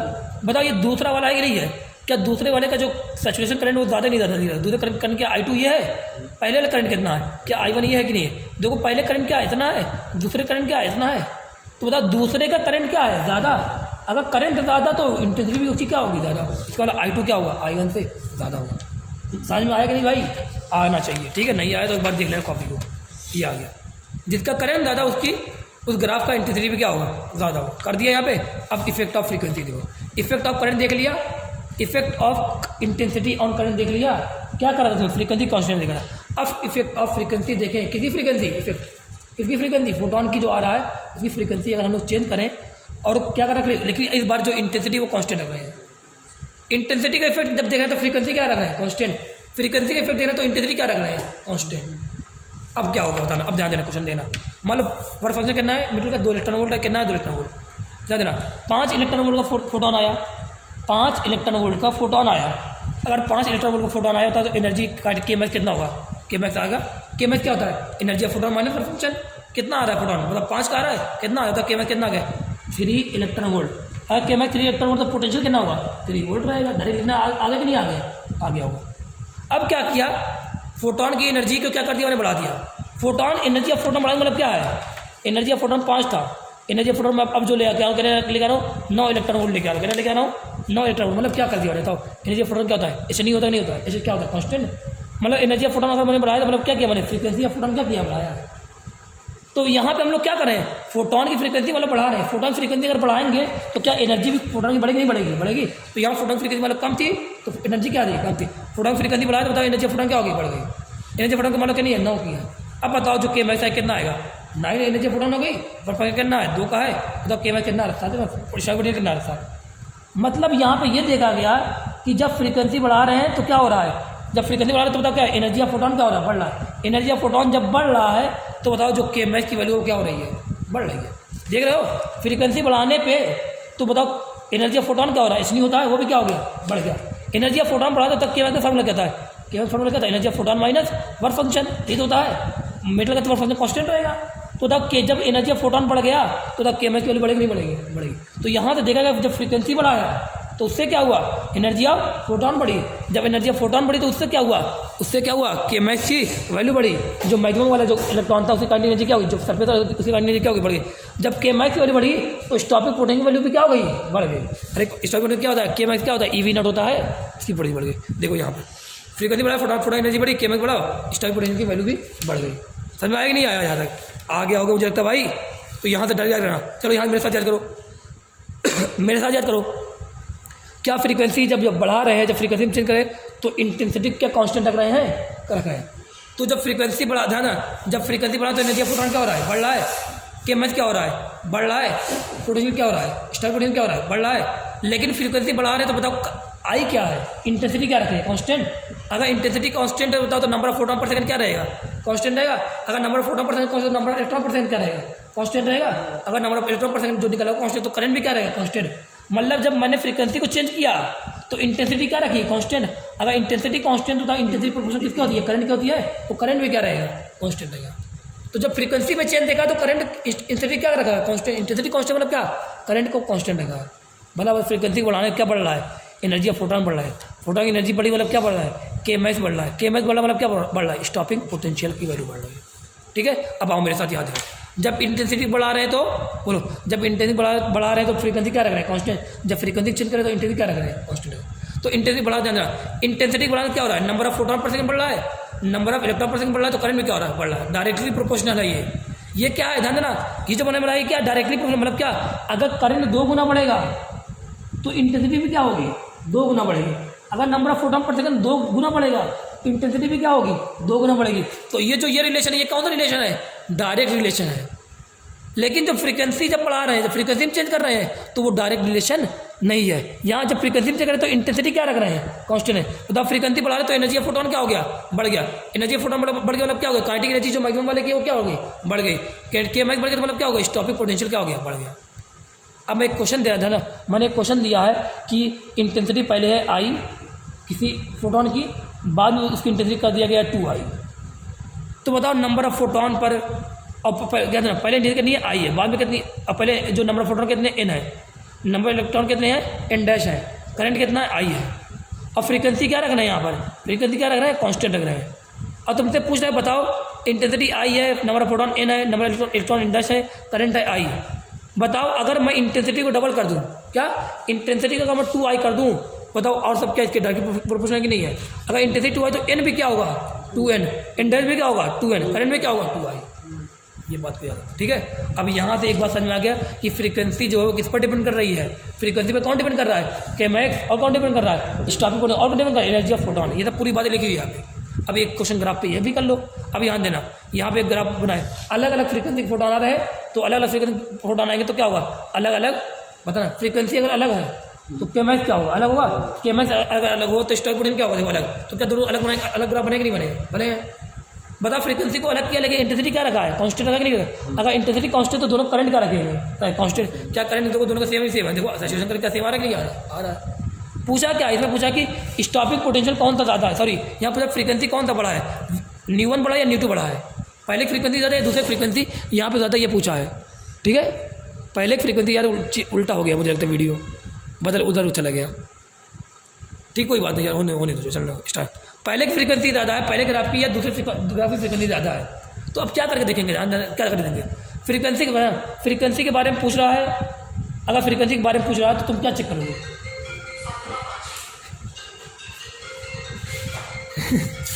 फ्रीक्वेंसी के बारे में अगर पूछ रहा है, 2 मिनट पूछ रहा हूँ,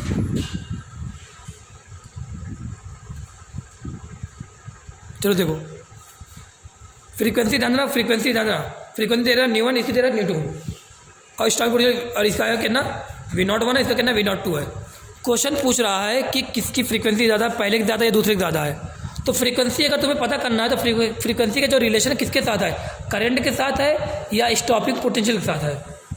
फ्रीक्वेंसी का रिलेशन किसके साथ है, स्टॉपिंग पोटेंशियल के साथ है। तो जिसका स्टॉपिंग पोटेंशियल ज़्यादा होगा उसकी फ्रीक्वेंसी क्या होगी, ज़्यादा। अभी बता दिया, अरे अभी बताया है, बता दिया। तो तुम्हें अगर फ्रीक्वेंसी के बारे में पूछे तो तुम किसके पास जाओगे पूछने, भीख मांगने किसके पास जाओगे, स्टॉपिंग पोटेंशियल के पास जाओगे।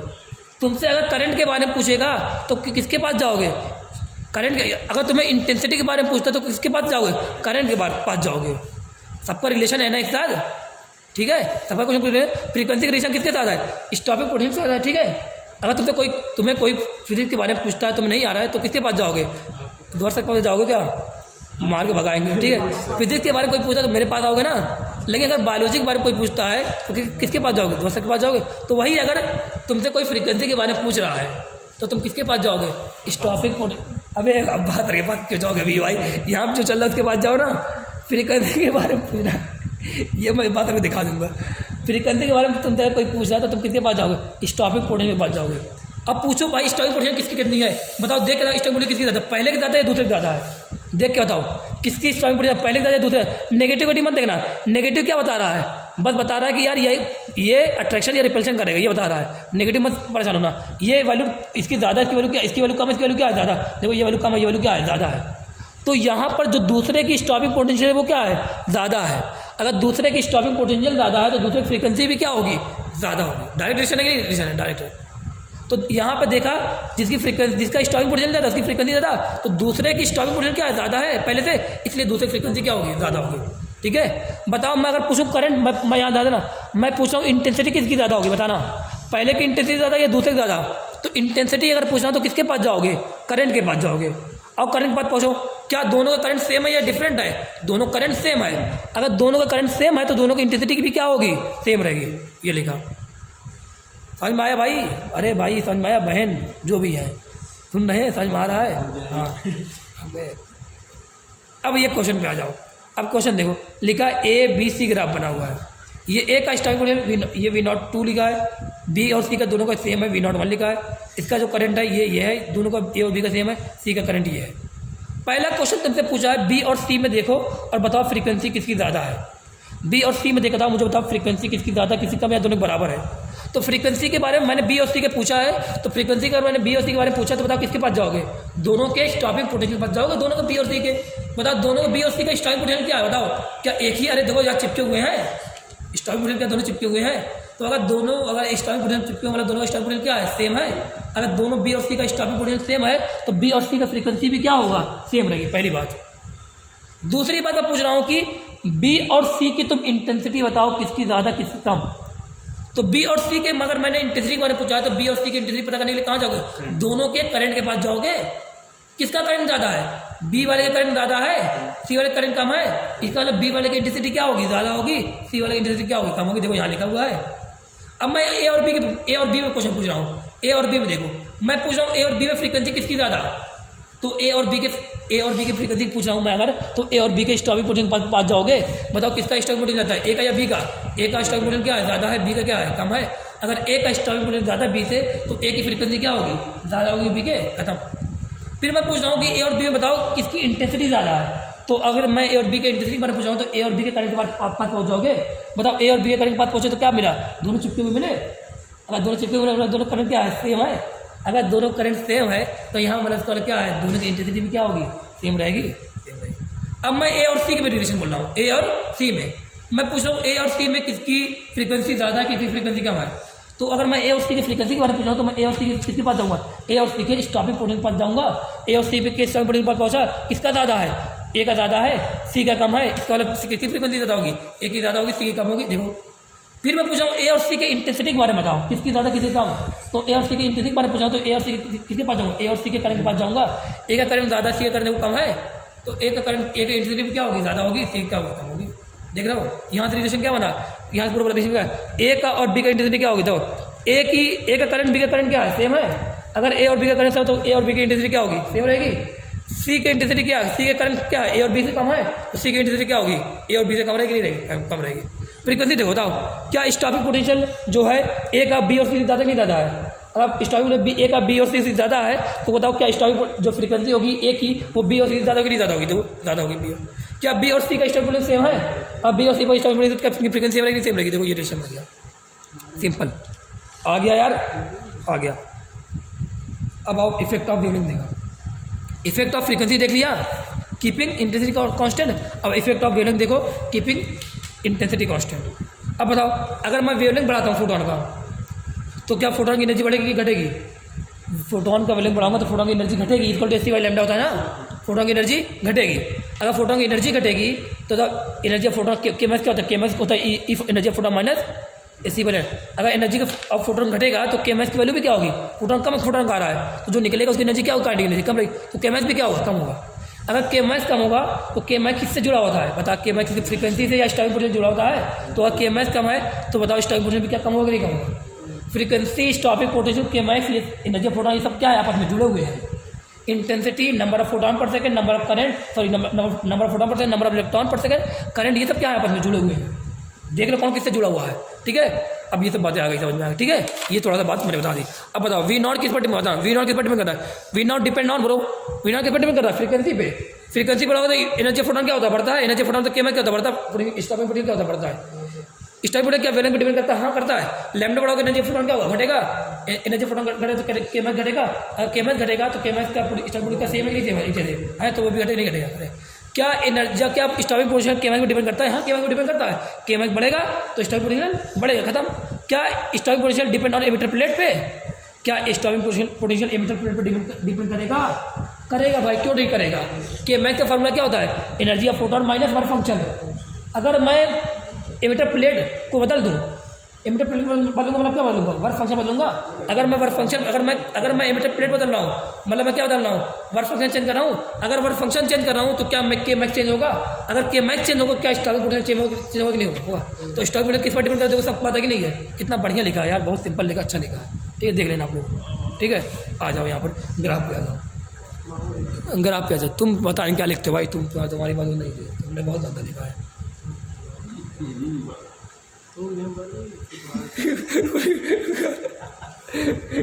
कुछ नहीं पढ़ी, पहले पढ़ाई नहीं। अच्छा ग्राफ पे देखो, ठीक है।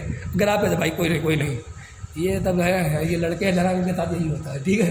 तो कहाँ गया वो, तो है नहीं सिस्टम, कहाँ है सिस्टम, हुआ सिस्टम तो अभी आता नहीं ना उसको। उसकी एक शायरी तुम लोग पिछली बार जो बच्चे थे उनको सुना हुआ ना, हम लड़के हैं जनाब, वो हमेशा स्टेटस लगाता था कि हम लड़के जनाब, हमारे साथ ऐसा ही होता है, ठीक है। कोई बात नहीं, आ जाओ तुम लोग पढ़ते हैं। क्या लिखा है, केएमएस, ध्यान graph, kinetic energy versus frequency graph. अरे पढ़ लो graph, kinetic energy versus frequency graph. बताओ काइनेटिक एनर्जी फॉर्मूला क्या है, एच न्यू, केएमएस का फॉर्मूला क्या है, H nu minus formula function, या बोले एनर्जी फोटोन माइनस फंक्शन, यही तो है। बताओ काइनेटिक एनर्जी और केएमएस और फ्रीक्वेंसी बोल रहा है, इसलिए मैंने यहाँ पे काइनेटिक केएमएस का फॉर्मूला तो लिखा था, energy of photon minus work function होता है फॉर्मूला। बताओ केएमएस का फ्रीक्वेंसी में ग्राफ बोल रहा है, तो केएमएस यहाँ पे मैंने एनर्जी फोटोन का फॉर्मूला क्या लिख दिया, एच न्यू लिख दिया, ताकि यार रिलेशन बन जाए। बताओ वाई इक्वल टू क्या होता है, एमएक्स प्लस सी होता है कि नहीं होता है। अरे वाई इक्वल टू क्या एमएक्स प्लस सी होता है भाई, होता है। तो अगर y equal to mx plus C होता है तो बताओ यहाँ पे मैं बोलूँ ये क्या है, y पे क्या है काइनेटिक एनर्जी, तो y क्या है काइनेटिक एनर्जी बराबर है x पे क्या है फ्रीक्वेंसी है, तो x के बराबर फ्रीक्वेंसी बराबर है। बताओ ये क्या हो गया, m हो गया कि नहीं हो गया, स्लोप किसके बराबर है, h के बराबर है, c कितना माइनस का है माइनस वर्क फंक्शन। तो यहाँ पर मैं अगर बोलूँ के मैक्स वर्सेस फ्रीक्वेंसी ग्राफ अगर तुमसे पूछता है तो तुम पूछो, तो यहाँ से तुमसे कोई पूछ ले के मैक्स वर्सेस फ्रीक्वेंसी ग्राफ पे तुमसे अगर कोई पूछता है बताना जो स्लोप है वो किसके बराबर है, स्लोप है प्लैंक कांस्टेंट के बराबर है, h के बराबर। स्लोप मतलब h के बराबर, h क्या होगा कांस्टेंट वाला, स्लोप भी क्या होगा कांस्टेंट होगा। और क्योंकि ये स्ट्रेट लाइन क्योंकि ये स्ट्रेट लाइन इक्वेशन को फॉलो कर रहा है इसलिए जो ग्राफ बना कैसा बनेगा, स्ट्रेट लाइन इक्वेशन बनेगा। बताओ यहाँ पे c क्या आ रहा है नेगेटिव आ रहा है, मतलब ग्राफ कहाँ शुरू होगा, नेगेटिव शुरू होगा, जो कहाँ काटेगा लाइन वहाँ नीचे काटेगा। अरे h क्या है पॉजिटिव है, स्लोप भी क्या है पॉजिटिव है, तो क्या स्लोप पॉजिटिव है। देखो ये ग्राफ बना दिया, जो ये ग्राफ थोड़ा सा आगे से बना रहा हूँ, ये ग्राफ जो बना रहा हूँ ये आगे से क्यों बना रहा हूँ बताना, आगे से ग्राफ क्यों बना रहा हूँ, क्योंकि अगर तुमने फ्रीक्वेंसी जीरो रखी, फ्रीक्वेंसी अगर जीरो रखी तो एनर्जी ऑफ फोटोन कितना रहेगा जीरो। अगर एनर्जी ऑफ फोटोन फोटोन कोई आ ही नहीं रहा है तो क्या कोई इलेक्ट्रॉन निकलेगा, जो इलेक्ट्रॉन निकलेगा तो काइनेटिक एनर्जी कुछ रहेगी क्या, नहीं। जब कोई फोटोन आएगा कोई फोटोन की फ्रीक्वेंसी कुछ ना कुछ रहेगी तब उसकी एनर्जी कुछ ना कुछ बढ़ेगी। जब उसकी फ्रीक्वेंसी बढ़ाओगे तो क्या फोटोन की एनर्जी बढ़ेगी नहीं बढ़ेगी, जब उसकी एनर्जी बढ़ेगी तो क्या के मैक्स वैल्यू बढ़ेगी नहीं बढ़ेगी। तो ये ग्राफ थोड़ा सा ना ओरिजिन देना शुरू करके थोड़ा आगे शुरू करना। ये क्या किसी एक मेटल ग्राफ है, ये क्या किसी दूसरे मेटल ग्राफ है। दोनों मेटल ग्राफ देखो पैरेलल क्यों बनाया है, पैरेलल इसलिए बनाया है, स्लोप क्यों बराबर पैरेलल लग रहा है, क्यों बराबर साइड पैरेलल लग रहा है, क्योंकि दोनों स्लोप का फॉर्मूला क्या यहाँ पे आ रहा है, एच आ रहा है। एच क्या होता है कांस्टेंट, स्लोप जो है वो मेटल पर डिपेंड नहीं कर रहा है कि वर्क फंक्शन पर डिपेंड नहीं कर रहा है, स्लोप डिपेंड कर रहा है एच पर, एच की वैल्यू कांस्टेंट होती है। तो यहाँ पे ध्यान देना जो ग्राफ बनेंगे जो स्लोप बनेगा पैरेलल बन रहा है, ठीक है। ये जो सी है वो क्या है वर्क फंक्शन है, ध्यान देना ये वैल्यू यहाँ पे काटना मत। ये स्ट्रेट लाइन क्यों नहीं बनी यहाँ पर, ये मैंने पूरा यहाँ पे सॉलिड लाइन क्यों नहीं बनाया, क्योंकि काइनेटिक एनर्जी की वैल्यू नेगेटिव नहीं हो सकती है, इसलिए यहाँ से आगे बना दिया, ठीक है हो गया K max versus frequency graph, ठीक है ये था। अब मैं बात करूँ आप लोग ध्यान देना, देखना ये लिख दिया, ध्यान देना ये हो गया। ये पहले लिखना है five 1 equal to five equal to क्या एच न्यू नॉट होता है, फाइव इक्वल टू क्या एच न्यू होता है, अरे एनर्जी तो क्या एच न्यू होता है कि नहीं होता है, फाइव क्या होगा एच न्यू नॉट, इसमें क्या है अरे फ्रीक्वेंसी लिखो, कौन सी थ्रेशोल्ड फ्रीक्वेंसी लिखो। अगर मैं फाइव लिखूँ, अगर मैं लिखूँ फाइव 1 कितना हुआ, फाइव इक्वल टू क्या लिखो एच न्यू नॉट 1, इसका फ्रीक्वेंसी कितनी है थ्रेशोल्ड फ्रीक्वेंसी न्यू नॉट, दूसरे फ्रीक्वेंसी कितनी है, दूसरे की थ्रेशोल्ड फ्रीक्वेंसी कितनी है न्यू नॉट, ये किसकी है पहले की थ्रेशोल्ड फ्रीक्वेंसी, मतलब इस पर जाके फोटो इलेक्ट्रिक हो तब इसकी जाकर काइनेटिक एनर्जी की बात आ रही है। ये क्या है दूसरे की इतनी, ये कितनी है, ये पूरा कितना है दूसरे की थ्रेशोल्ड फ्रीक्वेंसी, ये देखो इसका फॉर्मूला, ठीक है ये बात लिखा। मतलब थ्रेशोल्ड फ्रीक्वेंसी किसकी ज़्यादा आ रही है, सेकंड की आ रही नहीं आ रही है, देखो क्योंकि सेकंड का सी की वैल्यू क्या आ रही है ज़्यादा आ रही है। फिर काइनेटिक एनर्जी वर्सेस 1/λ ग्राफ बना देना, काइनेटिक एनर्जी रखा, ये फॉर्मूला तुम्हें पता है, एनर्जी ऑफ फोटोन क्या होता है c/λ रहेगा। बताओ x पे क्या है 1/λ है, तो क्या x के जगह ये रख दिया कि नहीं रख दिया। बताओ x की जगह ये रख दिया, m क्या है बताओ, m पे क्या आ रहा है h × c आ रहा है नहीं आ रहा, अरे बताओ m पे क्या h × c आ रहा है नहीं आ रहा है। तो यहाँ पे जो m है जो स्लोप वो कितना है h × c है, c इंटरसेप्ट कितना है वर्क फंक्शन के बराबर है। तो ये x पे क्या है 1/λ है, y पे क्या काइनेटिक एनर्जी है। तो ये भी चीज़ें याद रखना डायरेक्ट। यहाँ पे भी देखो ग्राफ ऐसे बनना है, यहाँ पे देना। अब यहाँ पे ग्राफ ऐसे बना क्योंकि स्ट्रेट लाइन इक्वेशन फॉलो कर रहा है, ये बना देना, ठीक है। डायरेक्ट ये ग्राफ को याद रखना, क्लास में एक बार और बताऊँ ग्राफ वाला, ठीक है। अब ये stopping potential versus frequency graph है, stopping potential versus frequency graph है। अब ये क्या है K max equal to H nu minus work function है, के मैक्स फॉर्मूला क्या होता है EV0 होता है, EV0 equal to H nu minus work function लिखा, V0 वर्सेस मुझे फ्रीक्वेंसी ग्राफ बनाना, तो V0 लिखा, ई को मैं नीचे ले आया, यहाँ पे ले आया, यहाँ पे गया, बताओ ये बन गया कि नहीं बन गया। ये क्या है y है और ये फ्रीक्वेंसी क्या है, ये x है, ये क्या है c है और ये क्या m है। तो यहाँ पे m कितना स्लोप कितना है इस वाले ग्राफ में, stopping potential versus frequency graph में स्लोप कितना है, कितना स्लोप है बताना आप लोग 5/e है, ठीक है। और यहाँ पर जो मैं बोलूँ x पे क्या है फ्रीक्वेंसी है, y पे क्या है स्टॉपिंग पोटेंशियल है, ठीक है। यहाँ से ये सब देख लेना। स्लोप किसका, ये दो मीटर के लिए बनाया है, बताओ स्लोप किसका ज़्यादा हुआ, जिसका स्लोप ज़्यादा होगा यहाँ पे स्लोप भी पहले यहाँ पर भी हो, क्योंकि वर्क फंक्शन और ई की वैल्यू मोस्टली क्या होगी यहाँ पे थोड़ी, इसके वैल्यू इसकी वैल्यू कांस्टेंट रहेगी, स्लोप भी क्या है कांस्टेंट है। ये बात यहाँ तो बता दी आप लोग को। क्वेश्चन है कल मैं ये क्वेश्चन क्लास में कराऊंगा, ध्यान देना आप लोग पढ़ के आना। ये क्वेश्चन में जितना है मैं क्लास में कराऊंगा, है ना। क्लास में आधे घंटे में ये आधे घंटे में क्वेश्चन करा के ये टॉपिक मुझे खत्म करना है कल, तब मैं अलग टॉपिक पढ़ा दूँगा, है ना, ताकि मैं ये टॉपिक जो अभी आज रहेगा इतना कम ना रहे। कितनी वीडियो नहीं 1 घंटे 3 मिनट नहीं कुछ करवा दूँ, अरे कुछ कर लेना। कॉन्सेप्ट कौन सा कॉन्सेप्ट बचा, सब हो तो गया, अरे कॉन्सेप्ट है ये वाला कॉन्सेप्ट है, ये वाला कॉन्सेप्ट अभी आगे समझ में इसलिए आएगा, तब समझ में आएगा जब मैं आप लोग को ये सब बताऊँगा। इतना बहुत है, ठीक है, सभी लोग पढ़ के आएंगे इतना और ये जब पढ़ के आओगे तब ये क्वेश्चन क्लास में कर पाओगे। ठीक है, जाओ यार।